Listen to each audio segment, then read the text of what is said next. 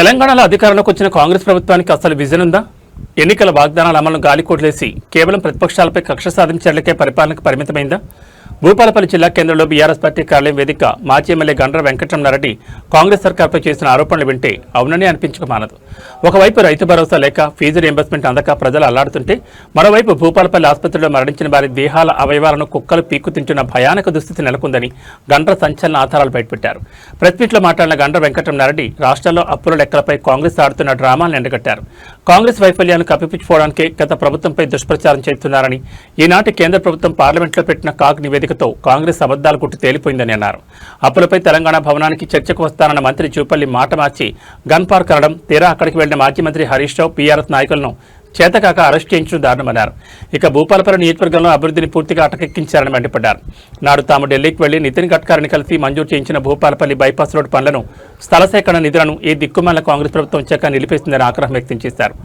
మంచూర్ నగర్, చెల్పూర్ వైపు ప్రజల కోసం తాము నిర్మించిన ఇంటిగ్రేటెడ్ మార్కెట్ భవనాన్ని నిధులు ఇవ్వకుండా ఆపేసి ఇప్పుడు స్థానిక ప్రజాప్రతినిధి అక్కడ మార్కెట్ అవసరం లేదు, వేరే యాక్టివిటీ పెడదామనడం వారి మూర్ఖత్వానికి నిదర్శనమని ధ్వజమెత్తారు. స్థానిక నేతలు నిద్రమత్తు వేడకపోతే ప్రజలే బుద్ధి చెప్తారని గండ్ర హెచ్చరించారు. నమస్కారం. ఈరోజు రాష్ట్రంలో పరిస్థితులు చూసినా, జిల్లాలో చూసినా, ఎక్కడ చూసినా ప్రభుత్వం యొక్క వైఖరి, ముఖ్యమంత్రి మొదలుకొని కింది స్థాయి వరకు కూడా ఒకటే పరిస్థితి ఉన్నది. అసత్య ప్రచారాల తోటి పబ్బం గడుపుకోవాలని చూస్తున్నారు తప్ప వాస్తవాలకు దగ్గరగా పరిపాలన చేయాలనేటువంటి ఆలోచన ఈ ప్రభుత్వానికి ఉన్నట్టు కనబడడం లేదు.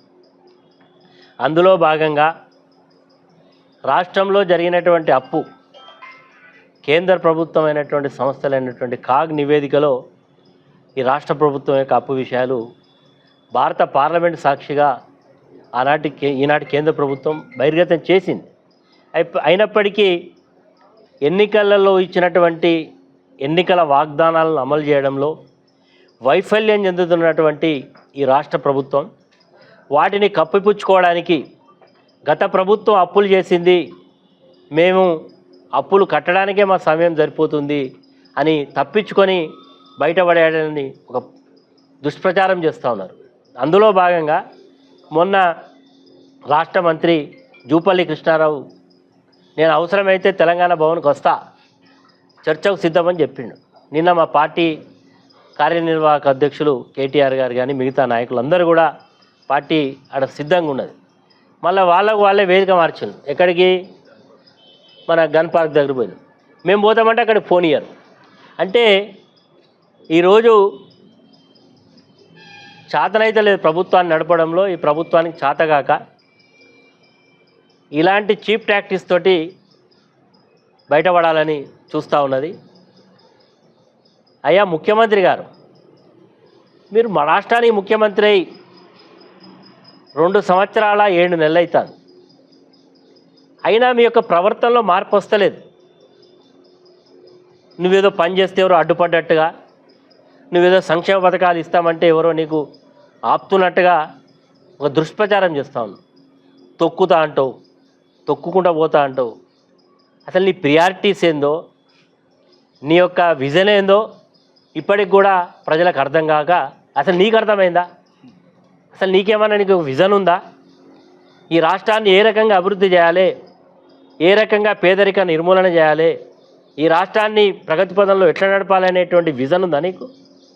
విజన్ లేదు. నీ దగ్గర ఉంది ఏంటంటే సమయం ఉన్న దీపం ఉండంగానే ఇల్లు చక్క పెట్టుకునే కార్యక్రమంలో ఉన్నావు. నీ యొక్క ప్రభుత్వంలో నువ్వు చేస్తున్నటువంటి పనులన్నీ కూడా నీకు నీ యొక్క అన్యులకే లాభమయ్యేటువంటి పద్ధతి ఉన్నది తప్ప దీర్ఘకాలికమైనటువంటి ప్రయోజనాలు, సమగ్రమైనటువంటి రాష్ట్ర అభివృద్ధి, సంక్షేమ పథకాలను అమలు చేయడంలో నీకు చిత్తశుద్ధి లేదనేది ప్రజలు ఈరోజు ఎక్కడికి పోయి అడిగినా, ఈ మారుమూల ప్రాంతానికి పోయి అడిగినా ఒక ముఖ్యమంత్రిని ఇంత నీచంగా మాట్లాడినటువంటి భాష నేను చూడలే. అందరు ప్రజలు నిన్ను అసహించుకుంటున్నారు. మరి నీకు ఇంటెలిజెన్స్ వ్యవస్థ ఉన్నది. నీ ఇంటెలిజెన్స్ వ్యవస్థ ద్వారా సమాచారం తెప్పించుకో, వాళ్ళని తిట్టకు. ఇంకో వాస్తవాలు చెప్పిన వాళ్ళ మీద నువ్వు గరుగురు అనకు.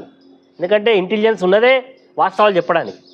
కానీ నువ్వు ఈరోజు కళ్ళకు గంతలు కట్టుకొని పరిపాలన చేస్తున్నాడు తప్ప వాస్తవాల దగ్గర లేదు. ఇప్పటికైనా ఈ అప్పుల విషయంలో ప్రజలను మభ్యపెట్టి తప్పుదారు పట్టించేటువంటి ప్రయత్నం నువ్వు కానీ నీ మంత్రులు కానీ చేయడానికి ప్రయత్నం చేయకండి. ఆ రోజు చెప్పినావు కదా, సంక్షేమ పథకాలు కేసీఆర్ 2000 ఇస్తున్నాడు, నేను 4000 ఇస్తా అంటే ఇంత ఆదాయం ఉంటుందా, ఇస్తారా అంటే మేము పిచ్చోళ్ళమా, మాకు బాగా అనుభవం ఉన్నది, మేము మా పార్టీకి బాగా చరిత్ర ఉన్నది, అనుభవం కలిగినటువంటి ఎక్స్పర్ట్స్ ఉన్నారని చెప్పినావు. మేము గదే అడుగుతున్నాం. 2000 పెన్షన్ 4000 ఎందుకు చేస్తలేవు? పక్క రాష్ట్రంలో అమలవుతున్నది. ఆంధ్రప్రదేశ్లో పెన్షన్ పెంచి అక్కడ ప్రభుత్వం ఇస్తున్నది, నువ్వెందుకు ఇస్తలేవు? 17,000 రూపాయల రైతు బంధు ఇస్తా అన్నావు, ఇప్పటి వరకు కూడా మీనమేకాలు లెక్కిస్తున్నావు, మీటింగ్ల పేరు మీద కాలయాపన చేస్తున్నావు. మొన్నేమన్నావు మొత్తాన్ని అందరికి ఇస్తా అన్నావు, ఇప్పుడు 2 ఎకరాలు పోయి 4 ఎకరాలకు వచ్చింది. గతంలో ఏంది ఎకరం 2 ఎకరాలు అన్నావు.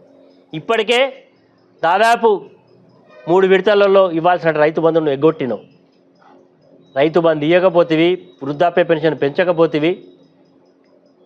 ఈరోజు నిజంగా విద్యా వ్యవస్థకు ఈ రాష్ట్ర ప్రభుత్వం, గతంలో ఉండేటువంటి కేసీఆర్ గారు అనేక రెసిడెన్షియల్ స్కూల్స్ పెట్టిండు, అనేక మెడికల్ కాలేజీలు పెట్టిండు, కొత్త కొత్త యూనివర్సిటీస్ వచ్చినాయి, ఇవన్నీ చేసిండు.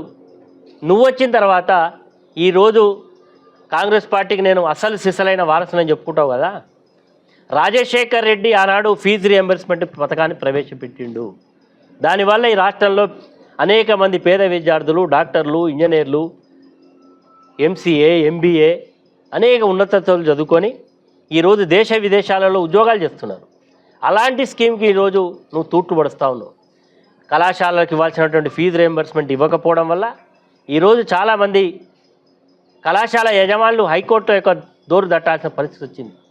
ఈరోజు విద్యార్థులు చదువుకుంటే మరి మా పరిస్థితి ఏందని ఒక అగమ్య గోచరంగా తయారైనటువంటి పరిస్థితి ఉన్నది. నువ్వు ఏ రంగాన్ని నువ్వు ఈరోజు ఇది చేస్తూ ఉన్నావో చెప్పాల్సిన అవసరం. ఈరోజు ఫీజు రియంబర్స్మెంట్ పథకం లేదు, సంక్షేమ పథకాలు ఇచ్చడంలో సరి అయినటువంటి విధానం లేదు.